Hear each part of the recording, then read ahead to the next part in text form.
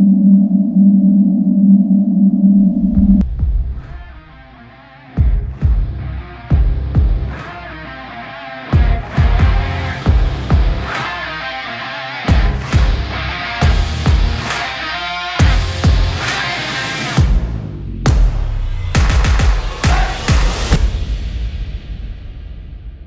everyone and welcome back to another video. Today we're going to have a look at a torch made by a company called LePro. This particular torch is called the LE1000.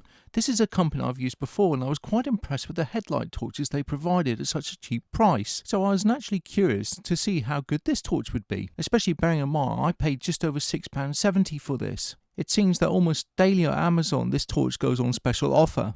As you can see on the screenshot, it's for 18% off. The link to Amazon is in the description below. It comes complete with a manual that is clearly labelled and easy to follow. Initial impressions of the torch are good. It seems a nice size and it feels nice and robust as it's made of all metal, apart from the rubberized on-off switch and of course the strap. Also attached to the shaft is an unbelievably irritating sticker that takes forever to get off.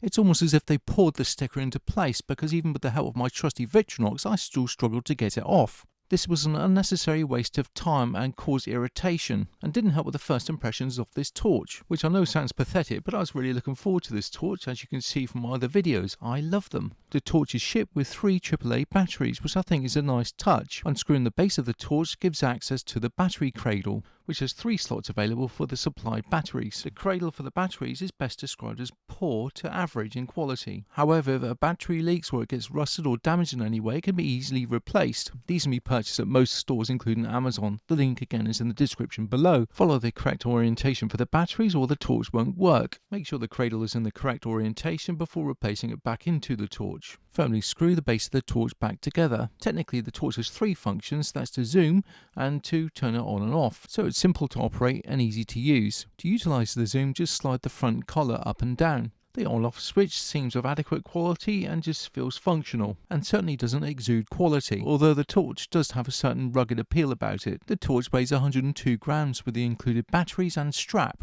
The torch is 110.4mm long and is 33.5mm wide. A closer look at the base of the torch allows us to see a rubber ring. This will certainly help with the IP44 rating. This will only give adequate protection against rain and sand, so certainly don't submerge it in any water. The machine finishing on this torch is not exactly brilliant, however it is a cheap torch.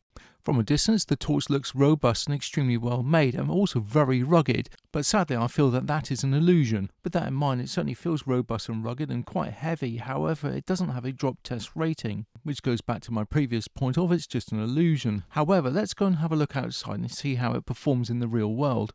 This is a pitch black area near to where I live and it's 12 meters long. The shortened beam is actually quite bright and is more effective than I thought. Zooming the beam in actually reduces the amount of area you can see, however it is very concentrated in one little point. According to the instructions, this is 140 lumens of brightness. And now to go around the corner of the alleyway to see a longer section, which is 28 meters long. The normal lighting position seems pretty effective, but when you zoom it in, it's really effective. According to the manual, this is sufficient enough to be able to light up an area of 150 meters. I can certainly well believe that. The zoom function works really well and it doesn't require much effort to be able to operate.